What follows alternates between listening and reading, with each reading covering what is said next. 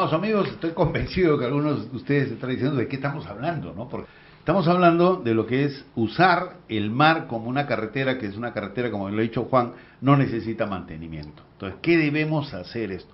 Entonces, hay una palabra, hay un sistema que se usa en los países más desarrollados, que es el cabotaje. Pero hay que entender qué es el cabotaje, porque el cabotaje es el movimiento de personas y mercadería dentro de un país. Y el cabotaje, hay cabotaje aéreo, hay cabotaje terrestre. Nosotros estamos hablando sobre el cabotaje que ha sido prácticamente abandonado. ¿Por qué? Al igual que en los partidos que juega la selección, cuando tú no tienes un buen director de juego, alguien que ordene el juego en el medio campo, el equipo está perdido, ¿no? Y cuando pones una persona con esa capacidad, el equipo levanta, y creo que hoy día no hemos hecho un papel tan desastroso. ¿Por qué? Porque hemos tenido un juego armónico. Y eso es lo que nos ha dicho Juan Carlos. Han sacado pues al director, ya no existe esa dirección. Y eso es algo que debemos nosotros de alguna manera ver que se cubra. Entonces, pero hay que entender qué cosa es el cabotaje. José nos va a ayudar con el video que nos explica el cabotaje en el Perú. El tema que voy a poner en la mesa es un tema muy especializado. Y tengo que reconocer que yo no reúno esas calificaciones.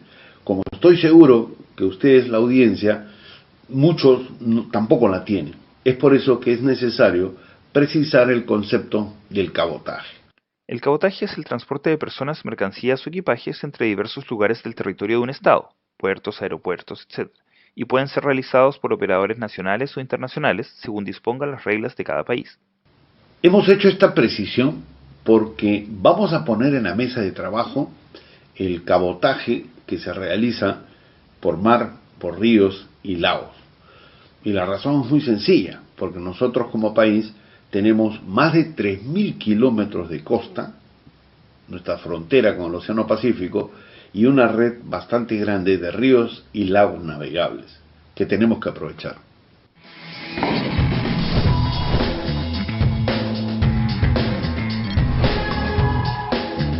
Este es un medio alternativo de trasladar mercancías a distintos puntos de nuestro país. Tenemos ya 15 operaciones realizadas a Paita, a Hilo, a Matarani, y de las cuales tenemos 34 navieras también autorizadas para que puedan hacer este traslado.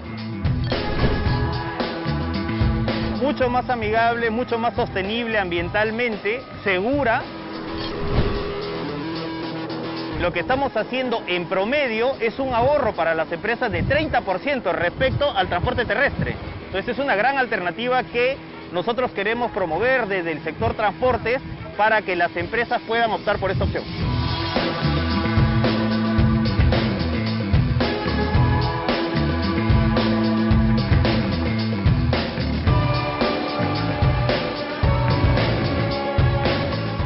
Nuestra realidad es que tenemos una red bastante ineficiente de vías terrestres, ¿no?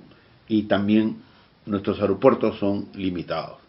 Es por eso que el cabotaje marítimo tiene que ser una alternativa a desarrollar.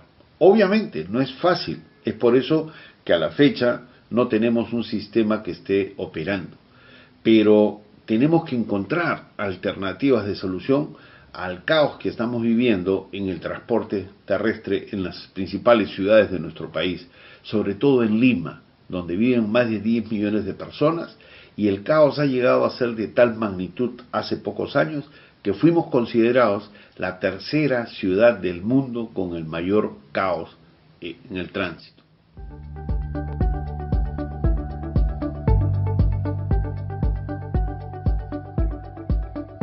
La nueva ley de cabotaje lo que pretende es fomentar justamente este medio de transporte, porque el cabotaje marítimo ha demostrado siempre ser una forma amigable con el ambiente, más económica, más segura que cualquier otro tipo de transporte, por ejemplo, versus el transporte por carretera.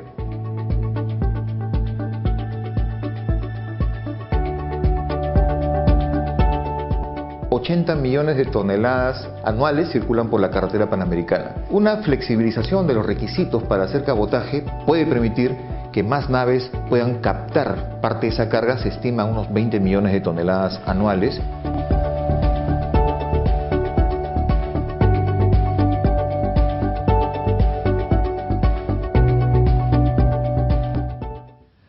caos que he referido se va a agudizar si es que no encontramos nuevas alternativas de transporte como el cabotaje marítimo o la construcción de nuevas carreteras.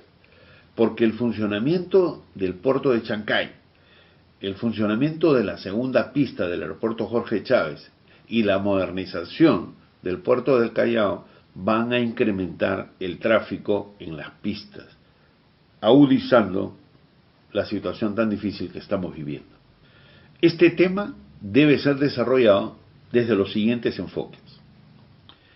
La infraestructura necesaria para hacer cabotaje marítimo, las naves de transporte necesarias y adecuadas para este sistema, el marco legal para el mejor desempeño de esta modalidad, los costos de operación que tienen que ser más bajos, la seguridad y el flujo del traslado de la mercadería y las personas, el impacto de alivio que se va a producir en la infraestructura de transporte terrestre y sobre todo el desarrollo de una cultura de traslado con cabotaje marítimo. En la mesa de trabajo es muy importante compartir información porque la tarea no va a ser fácil, definitivamente no va a ser fácil. Y hay que convocar a los expertos para que contribuyan con el desarrollo del sistema de cabotaje marítimo que está en práctica en los países avanzados. De hecho, el año 2022 llegó una delegación de Corea del Sur y ellos me confirmaron de que gran parte del desarrollo comercial que han logrado es porque en su estrategia sumaron a su red de transporte de mercancías y de personas el cabotaje marítimo y por ello ellos justifican o explican haber alcanzado el éxito en los objetivos que se han trazado. Nosotros tenemos que aprender de eso. Miren amigos, cuando uno está rodeado de personas que conocen, vas entendiendo lo que vas encontrando como base con información, digamos, de la cual te vas preparando, ¿no? Juan dijo con mucha claridad, esta es una alternativa, no reemplaza a. Yo he tenido la suerte, porque ahorita están yendo ya al aeropuerto, de tener la visita de mi yerno, que ha venido con mi hija y mi nieta. He pasado unos días maravillosos. Y cuando le conté que iba a hacer este programa con este tema, él me contó también que Chile pues tiene una frontera tan grande como la peruana, y que el cabotaje no se hace muy fuerte porque el gremio de los camioneros es también fuerte y ofrece oposiciones. Entonces, hacer del sistema de cabotaje una realidad va a tener dificultades de todas maneras, pero cuando se haga un sistema va a venir el otro concepto que lo hemos mencionado en el video y que también ellos lo han comentado, un sistema amigable, que brinde bajo costo. ¿Por qué? Porque ya se hace un sistema y al inicio todo va a costar más porque no hay un sistema, obviamente, ¿no? La importancia del marco legal, ¿no? Ahí lo escuchamos a Juan Carlos en el video, pero yo estoy sorprendido porque yo ahí lo veo medio en el video, lo veo medio acabado y acá el hombre está pero fresco, bastante joven, ¿no? Y cuando yo vi el video y hablaban de que mostraban como éxito el movimiento de unos casi un poco más de 100 contenedores como una experiencia, yo decía, es muy poco pues para lo que se mueve en el Perú, pero claro, si lo vemos como inicio de un sistema, pero cuando hoy día me han hablado de que prácticamente el movimiento de combustible y hidrocarburos, casi el 90% se hace con cabotaje, entonces el sistema sí funciona, está aprobado. Entonces, ahí hemos puesto varios temas para desarrollar. Juan Carlos, ¿tú qué opinarías sobre el tema? Bueno, antes que nada te felicito por el video porque está muy bien hecho y prácticamente toca todo. Es decir, viendo ese video de 4 minutos uno entiende muy bien el problema. Has tocado los temas normativos, los temas logísticos, los temas de infraestructura. Entonces, ¿qué pasa? Realmente yo he hablado del liderazgo del MTC, del Ministerio de Transportes, tiene que estar presente para que esto se desarrolle, porque las soluciones están a la mano. Te pongo un ejemplo. El año 2014 se desarrolló un plan de desarrollo logístico para el Perú. Uno de los puntos que desarrolla ese plan es que hay que reforzar el transporte masivo. Y explica con toda claridad que un elemento del transporte masivo es justamente el cabotaje. hay que reforzar el cabotaje. Cuando salgo en el video ahí, un poco más joven, ¿no?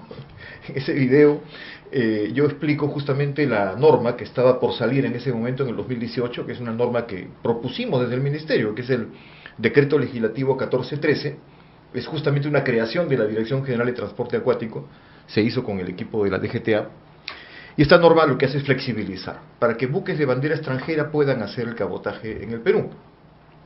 E insisto, es el cabotaje de contenedores y carga general. Bien ha mencionado Juan que el transporte de combustible funciona muy bien. Tú has mencionado ese 90%, es decir, 90% del cabotaje es combustible. ¿Para qué meter un tema que altere este sistema ya existente? No es necesario. Pero sí flexibilizar para lo que es contenedores y carga. Un tema del que no se ha comentado acá es el de los famosos 3 años. La ley establecía que en 3 años se podía hacer todo eso e incluso sin ningún tipo de registro de la empresa en Perú. Esa norma, esos 3 años ya se vencieron, entonces las empresas tienen que registrarse y eso puede ser una barrera. Yo eliminaría esa barrera, por siempre, para que no haya ningún problema y realmente lo liberemos por completo, porque otro tema importante es que el Perú con Nueva Zelanda en el mundo en este momento tienen el sistema más libre para cabotaje. ¿Qué falta? Aprovecharlo y hacer todo lo que planteas en el video, plataformas logísticas, mejor conectividad, conexión puerto-ciudad, es muy importante, como Chancay, que tiene una maravillosa conexión puerto-ciudad, con un túnel que comunica la parte portuaria con la parte logística. Así deberían ser los puertos en el país. Chancay es un ejemplo. Si hacemos todas esas conexiones puerto-ciudad de manera eficiente, también estamos contribuyendo al cabotaje. Perfecto, muy bien. Juan. Mira, tomando un poco lo que viene diciendo Juan Carlos, el servicio de transporte marítimo de carga y pasajeros en el mar está abandonado, no existe o existe muy poco. El cabotaje de hidrocarburos sí funciona y funciona bien, como lo hemos mencionado, ¿no? Entonces, en la ley que mencionaba Juan Carlos, no se tocó ese sistema porque era eficiente. Lo que se tocó fue lo que no funcionaba porque la ley que lo protegía o lo disponía generaba una serie de restricciones que no animaban a nadie para poder invertir en ese servicio. Por eso, además de la experiencia esta que mencioné, que en los años 80 y 90 y de repente a principios de los 2000, no era rentable usar el servicio de cabotaje. Hoy en día existe una serie de soluciones que hacen de que esto se revierta, ¿no? Por ejemplo, cuando yo en algún momento planteo los famosos puentes marítimos, que es lo que más o menos mencioné en la tanda anterior, lo que se trata es de que el camión con todo y su carga suba a una nave y esa nave se traslade de un puerto, por decir Matarani o Hilo, y se vaya hasta Paita. Y en ese trayecto se ahorra combustible, descansa el conductor, no hay peajes que se paguen de por medio, es decir, hay una serie de ahorros. Además, es más amigable con el medio ambiente, como se ha mencionado, porque no hay no hay CO2 de por medio, ¿no? Entonces, y estos barcos que trasladan estos camiones con carga y todo, trasladan pues 300, 400 camiones, ¿no? Entonces, no le estoy quitando el negocio a los camioneros porque tendrán su ruta normal a través de la carretera panamericana y lo único que lo voy a hacer es más eficiente el transporte terrestre porque va a tener menos congestión.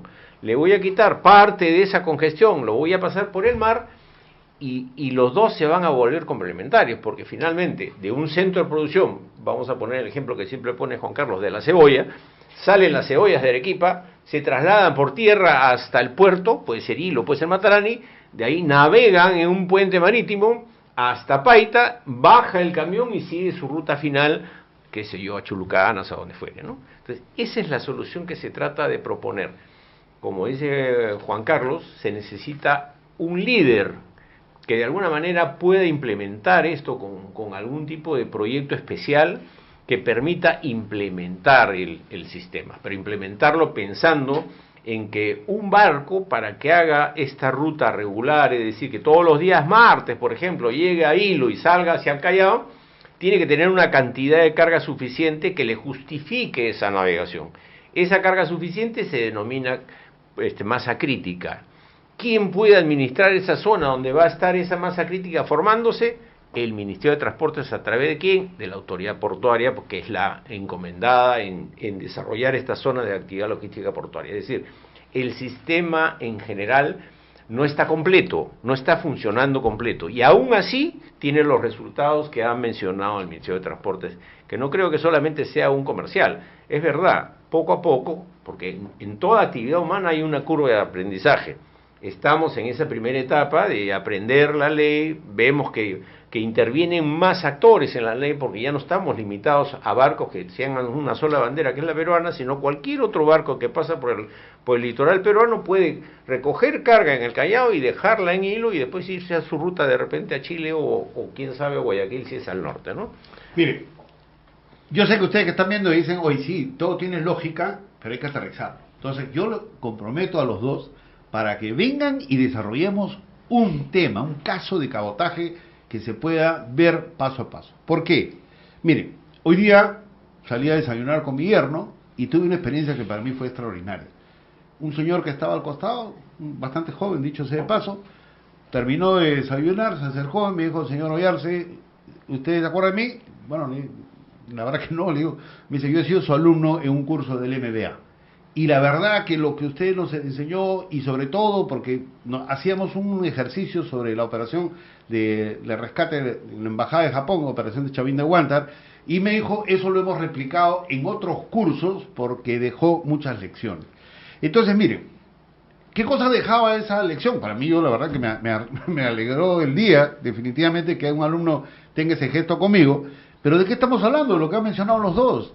Ahí hubo liderazgo, hubo liderazgo. ¿Qué hicieron los líderes? Integraron las acciones para solucionar un problema.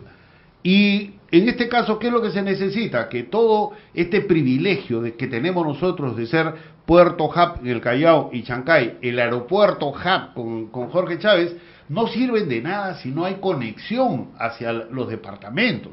Tenemos que, digamos, desarrollar, habilitar y construir y terminar y sostener esas vías de conexión para que el progreso no solamente se quede en estos sitios y de acá de la playa regrese y se vaya a otros países, sino que llegue a nuestro interior. Entonces, Juan Carlos puso como ejemplo que Chancay ha integrado muy bien el puerto a la ciudad. Yo creo que debemos ser mucho más ambiciosos. El puerto con el país. Entonces, definitivamente, el puerto de Chancay para mí fue una cosa muy importante, porque cuando yo estaba como regidor de Lima, hicimos una visita y me di cuenta y dije, esto va a impactar en el tránsito de Lima de todas maneras. Chancay va a operar 1 millón de contenedores el 2024, es 1 millón de camiones que se van a mover si la mercadería en su totalidad se queda por acá, y dentro de pocos años va a llegar arriba de 3 millones. Entonces, si nosotros no ampliamos las vías de transporte, ya sea por cabotaje o con nuevas carreteras, esto se va a complicar. Después de la tanda comercial, vamos a ver este caso del puerto de Chancay que nos está empujando, nos debe empujar a nosotros a enfrentar ese reto. Entonces, José, después de los comerciales regresamos.